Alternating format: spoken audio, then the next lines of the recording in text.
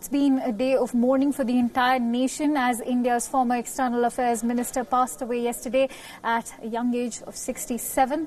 She suffered a massive cardiac arrest. India's former Foreign Minister and a veteran BJP leader.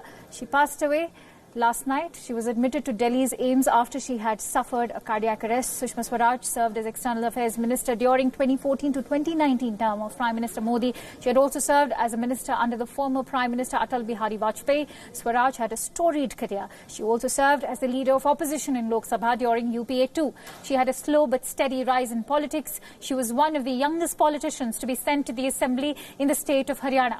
Her family had a solid RSS background, but her trysts with politics started with socialist parties. Subsequently, she shifted to BJP. Sushma, in her first avatar, was considered to be a conservative face of BJP. But there was more to the woman than that. Politics of her time wanted her to be. Yes, she created moments for the Indian right, but her independence as a leader was unquestioned. She was forthright and enjoyed great equation with the Congress when Congress was in power for 10 years. Sushma was the only politician who enjoyed some bond with UPA chairperson Sonia Gandhi. Sushma Swaraj was a wonderful orator. Before being taken to AIIMS, she had tweeted about the historic decision of Lok Sabha passing the bill to abrogate Article 370. On Tuesday evening, shortly after she sent out that tweet, she was admitted to AIIMS. Senior BJP leaders rushed to the hospital as soon as news of her demise broke out. Swaraj, like Arun Jaitley, are few leaders who connect the old BJP with the new. And so India's representative to the United Nations has tweeted a tribute to Sushma Swaraj, outlining her immense contribution to the international body. Let's also take a look at that tweet and the video that Syed Akbaruddin has shared on Twitter.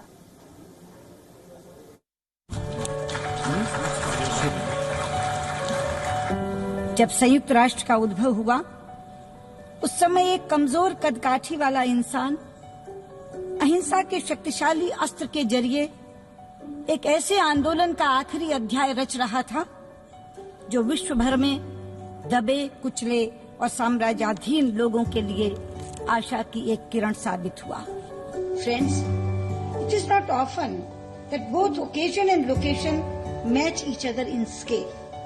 Here in this historic place that was built to protect succeeding generations from the scourge of war, we gather to celebrate an ancient treasure, India's own gift to the world.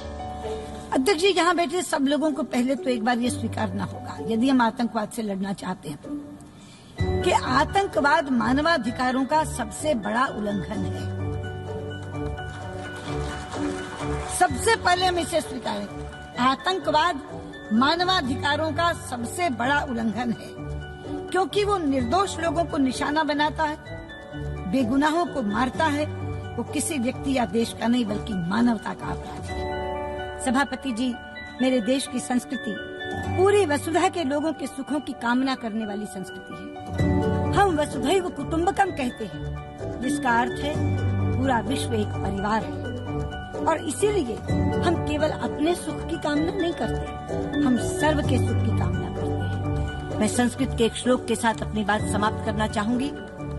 सर्वेषां स्वस्तिर्भवतु, सर्वेषां शांतिः भवतु, सर्वेषां पूर्णं भवतु, सर्वेषां मंगलम भवतु। इसका अर्थ है सबका शुभ हो, सबको शांति मिले, सबको पूर्णता प्राप्त हो, सबका मंगल हो, सबका ही कल्याण हो। विश्व कल्याण की इसी कामना के साथ मैं अपनी बात को समाप्त करती हूँ। बहुत बहुत धन्यवाद। नमस्कार। Certainly a huge loss for the entire nation, loss of a great orator for sure. Prime Minister Modi now also tweeted about the beloved BJP leader. He said, and I quote, "A glorious chapter in Indian politics comes to an end. India grieves the demise of a remarkable leader who devoted her life to public service and bettering lives of the poor. Sushma Swaraj was one of her kind, who was a source of inspiration for crores of people. Sushma ji was a prolific orator and outstanding parliamentarian.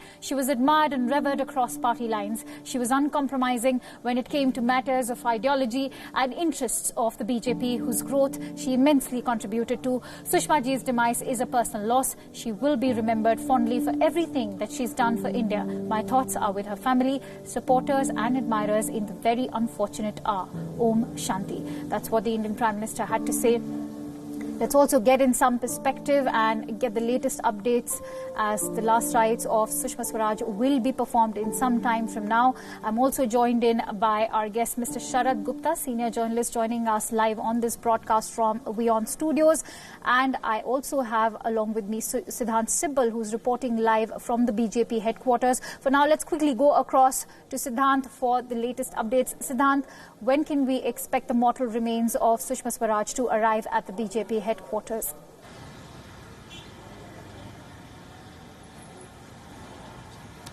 Well, Akanksha, the mortal remains will be arriving brought here at around 11:30 a.m. But in a short while from now, in just 10 minutes, we do expect the Indian Prime Minister to reach at the residence where the mortal remains are kept and pay his homage. We know that the President of India has already paid his homage, and when the mortal remains will be brought here at the BJP headquarters, we do expect a lot of people, a lot of BJP workers, and of course the common people of Delhi coming here and paying their tributes. Then after 3 p.m. her mortal remains will be taken to the Lodhi Road crematorium where they will be cremated. But right now, of course, there is a sense of shock, there is a sense of grief in the entire country and in the diplomatic community. Especially, we know that there have been a number of tweets by the foreign ministers, by global foreign ministries. Many envoys have tweeted about it and their experience with her.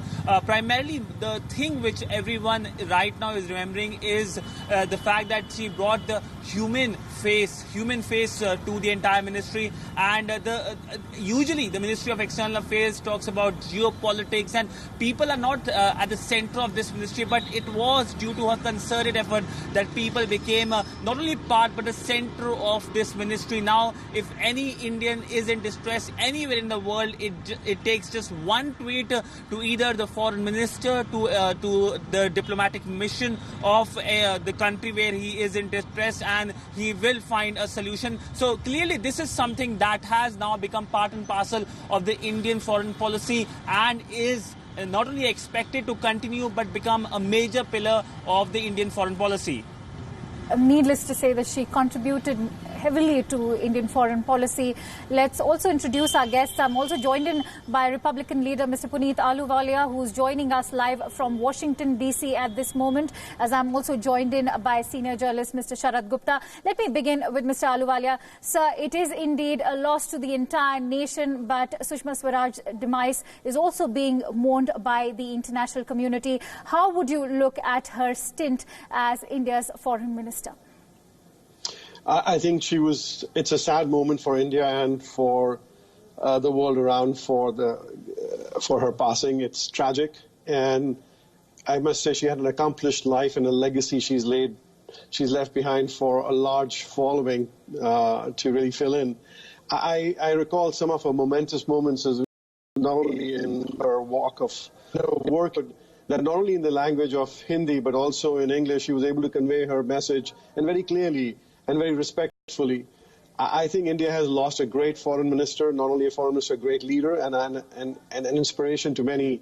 And I also feel that this is going to be, again, a very huge loss for a large Indian population which looked up to her, especially when I was hearing earlier that whenever there was anybody in need or needed some help, and they could always reach her, and she tweeted and responded and was direct communication. I think she was next only to Prime Minister Modi in reaching out to the great people of India. Right. So I think great loss. Certainly a great loss to the entire nation. That was Mr. Ahluwalia, pointed out to some very interesting points. Mr. Gupta, from being a great orator to her contribution to foreign policy, how do you see this loss as Sushma Swaraj has passed away now? How do you see her as a politician in retrospect? Yeah, actually I knew her for the last, say, 25, 30 years. And she was, as I knew her, she was a very family person. She was an astute politician. She was a nationalist at heart. And in fact, you can imagine that she used to devote one full day to her daughter every week. So she had spared Fridays for that. And she was a very religious person. She used to worship Kanha, Lord Krishna, and that is why she had named her daughter Basuri. So these were some unknown facets about her life, but overall she was a great orator, and she was an Advani loyalist among the BJP leaders. She had good relations with everybody, but especially Advani was fond of her. And that was one reason why she was pitched in wherever there was a crisis. When BJP was losing credibility and popularity in Delhi, she was pitched in as chief minister. The onion prices were skyrocketing, and people were angry. BJP lost the elections, and she was kept, say, on the sidelines for some time. But during the 99 elections, when Sonia Gandhi decided to contest from Bellary, that was a constituency where Congress had never lost an election after independence. So suddenly at midnight, she received a call from Advani saying, "You have to fly to Bellary tomorrow." And she never knew where Bellary is. And she duly followed the orders. She went to Bellary, contested, and to her credit, she learnt Kannada. She campaigned in Kannada. She delivered fluent speeches in Kannada, and that was the reason why she actually led Sonia Gandhi in a couple of assembly constituencies. Of the 6 assembly constituencies, right, Sonia led in 4, and Sushma Swaraj won in 2 assembly constituencies. So that was a remarkable achievement just in 15 days. Absolutely. So that was her contribution when it came to domestic politics. We will also discuss about that connect that she drew between the old school of BJP and the new one. For now, let me bring in Mr. Puneet Ahluwalia on this. Mr. Ahluwalia, how would you see her leaving an impact, an indelible impact as India's foreign minister? Because, you know, some very strong images come to our mind when we speak about Sushma Swaraj, especially at the OIC or at the UNGCA or even at the SCO summit where, you know, despite being of a diminutive build, she made a towering presence when she would stand along with her male counterparts. How would you look at her image as a female politician? Don't you think she'll be rated as the Iron Lady of India? I would say that she was, because of her size and her red bindi, she was able to stand out. But most importantly, that was kind of a beautiful Indian frame of somebody representing the great nation of India. But I have to say something that, you know, somebody could eloquently convey important issues. In fact, I was hearing one of the speeches where she eloquently said the United Nations is losing its true meaning, its value. And it's very important that how, as a world family, that we should all come together and really make it relevant again. And that was a very important message she sent to the United Nations, said that, look, and India now has to play a larger role in doing that. And who better than her conveying that message to all the big boys, all the men, all the world around, all the powerful leaders, and she's saying that. I think it was a strong, lovely lady showing the strength, like, you know, we have our Indian goddesses. I would say not the Iron Lady, but the Indian goddesses who have been able to convey to big, mighty demons or men, or not to say the men are demons, but to convey that she carried her own weight and her own self in a large room or in a large space, but she was able to define herself. But more importantly, I also want to say that she would never even mince words if she was to even criticize actions of bad actors, let's say Pakistan. She openly highlighted their actions, and they said that India and the United States have suffered by the hands of the same bad actors who have promoted terrorism all around the world, which was September 11th. We saw that happen, and Osama bin Laden was found in Pakistan. At the same time, what happened in India and Mumbai. So somebody who could articulate a message to the world community and say that we are a world family and we are both affected by the actions of few, at the same time saying that India has to play a larger role, in flexing its muscle in the Indo-Pacific or in the Indian or the national or international foreign policy. So she was able to convey that, and that was a very big thing because you need somebody who can do that and still hold their water. So it's just tremendous thing, and I hope the Prime Minister Modi's government has somebody who could really fill that huge gap that she's left behind. Absolutely. Some big shoes to be filled in, as she has left behind a rich legacy. Mr. Gupta, if I could bring you on the domestic front, we were talking about how she was fierce competition to Sonia Gandhi back in 1999. Also, she's somebody who's seen the transformation of BJP from the time of Atal Bihari Vajpayee to Prime Minister Narendra Modi. And she beautifully adjusted to the status quo back then and now. How do you see her as that connect between the BJP back then and now? We'll talk about that. For now, also, let me run our viewers through the live visuals that are coming in from Sushma Swaraj's residence as Prime Minister Modi has just arrived to pay his last respect to the former External Affairs Minister. It was just a while ago that the President also visited the residence. As we can see, the Indian Prime Minister is meeting Sushma Swaraj's daughter, Basuri. He's also accompanied by Vice President M. Venkaiah Naidu. And now he's meeting Mr. Swaraj Kaushal, Sushma Swaraj's husband, a senior Supreme Court lawyer. As the Indian Prime Minister also tweeted earlier, this has been a personal loss to him, not just for the entire nation, but he termed it as a personal loss because of the kind of contribution the former External Affairs Minister brought to India's foreign policy, and not just that, but to his own party, the BJP. Let's not forget she's been a BJP stalwart, a very emotional Indian Prime Minister over there, just swallowing in his emotions. You can see the sort of impact the sudden demise of India's former External Affairs Minister has had on the Indian Prime Minister.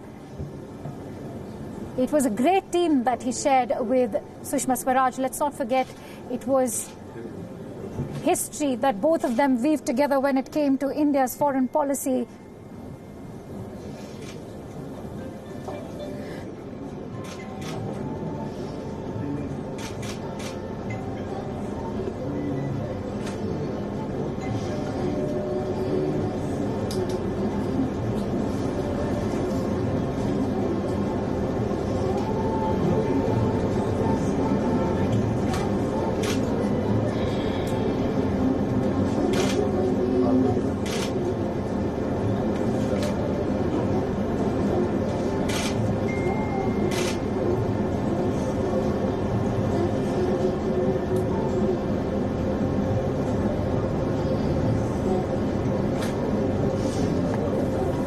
So a very pensive Prime Minister over there, accompanied by Vice President M. Venkaiah Naidu, who's currently conveying his condolences to Sushma Swaraj's daughter, Basuri. As earlier pointed out by our senior journalist, Mr. Sharad Gupta, who's joining us, it was her love for Lord Krishna that Sushma Swaraj named her daughter Basuri. The Prime Minister also conveyed his condolences to Swaraj's husband, Swaraj Kaushal. A very, very emotional Prime Minister over there, as we witnessed just a few minutes ago. It was just yesterday that Sushma Swaraj had tweeted out thanking and congratulating the Indian Prime Minister for the abrogation of Article 370 of Kashmir. And ironically enough, it was in that very tweet that she mentioned how she wanted to see this abrogation during her lifetime. Almost in an epiphany, she just, after few hours from that tweet, she was admitted in AIIMS, where she succumbed to a cardiac arrest. And now the Indian Prime Minister has arrived at Ms. Swaraj's residence to pay his last respect. A very emotional Prime Minister over there. There's no denial that both of them proved to be a great team when it came to India's foreign policy. Much has been attributed to Prime Minister Modi's foreign policy during his first tenure. Needless to say, Sushma Swaraj's contribution to reshaping India's foreign policy is an indelible one. It is indispensable. She has left behind a rich legacy. Big shoes to be filled by Dr. S. Jaishankar. It was Sushma Swaraj who safeguarded India's interest at the international level. Wherever she went, she left an impact, be it the OIC or the SCO summit or the UNGA. There you have it, the Indian Prime Minister making an emotional exit from the residence of Sushma Swaraj as he paid his last respect to the former External Affairs Minister. PM turns emotional while paying tribute. These were some visuals which will stay with us for life. Mr. Gupta, if I could bring you in on this. I think Mr. Modi's expressions gave away a lot when it came to the relationship he shared with the former External Affairs Minister and what she meant to the BJP. Yeah, absolutely. Actually, the way she complimented Prime Minister's forays in global diplomacy, so you will never forget that. And there is one incident which I want to bring here. When Prime Minister had left on a foreign visit, and Mr. Rajnath Singh had also gone to China on an official visit. So Prime Minister has entrusted Sushma ji to be in Delhi and take care of the government. So that shows how much he trusted Sushma ji. They were, of course, always ups and highs and lows in a relationship. So there was a time when Sushma ji had opposed Mr. Modi's candidature as Prime Minister. But then she was actually supporting Mr. Advani's view. But then, as people are saying, it was a gang of four, the D4, and everybody means Anant Kumar, Venkaiah Naidu, Arun Jaitley, and Sushma Swaraj. So all four leaders came together and supported Modi ji as Prime Minister. So, right. So he never forgot that. But then, because of her health problems, she reclused herself. She did not want to join the cabinet. She didn't want to contest the elections. So in a way, she had moved into retirement mode, I'll say. But one thing I want to highlight is, from 2009 to 2014, she was leader of BJP Parliamentary Party in Lok Sabha. And it was that time when all these scams, 2G or Absolutely. Colgate, they broke, and she led BJP's charge in Lok Sabha. While Arun Jaitley was leading the party in Rajya Sabha, Sushma ji, session after session, day after day, she argued, she campaigned, she spoke and put across. So if Congress lost 2014, so Sushma ji's contribution cannot be forgotten. So she had an immense contribution in putting Congress to the mat and exposing the very rightly said. From Commonwealth Games to coal to 2G scams, she raised scams that hit the Manmohan Singh government hard, and that also, let's not forget, led the government finally to concede a parliamentary committee on the telecom scam. So she actually, in a very heroic manner, held her position as the leader of opposition back then. Let me also go back to Republican leader Mr. Puneet Ahluwalia, who's joining us live on this broadcast from Washington, D.C. Mr. Ahluwalia, let me also talk about Sushma Swaraj's digital outreach that has been phenomenal and is being talked about, because let's not forget several politicians in today's day and age, be it Donald Trump, the President of the United States, or even our former Foreign Minister Sushma Swaraj, have used the tool of Twitter. How would you look at her digital diplomacy, something that, you know, she's constantly being attributed for making External Affairs Ministry equally accessible for the masses? You know, usually I just heard another comment that came up, which was that she was the bridge between the old BJP and the new BJP. I think that's the other thing, is that she not only realized the best way of communication is just not through television and other medium, but also social media. So I think she was a true orator who also was able to be innovative and change her stance and communicate with the people and be a foreign minister with access. I think that was one of the credible aspect of her, is her ability at that age and stage to change and be able to communicate with people. But that's the other thing is that was unique about her, and she knew how to effectively do that, and she mastered that. And next only to Prime Minister Modi and, of course, President Trump. But I also want to highlight one thing. Having her now not on the international stage for India, especially with the Kashmir issue, especially with the triple talaq, I think she would have been the best messenger as a woman, as an Iron Lady, as you've called her, as I would say a very unique incarnation of a strong woman of the goddesses we have from the Indian faith, that she would have conveyed it very clearly to the world and masses and made them understand why the BJP or the Modi government has taken this important decision, why these are important for the people of India, why it's people of women of India, and for the Kashmiris. Right. I think that's where it's so important that somebody was a great messenger, an orator, and tell the world community. And she was the only one of the very few people who could do it. Indeed. So I feel...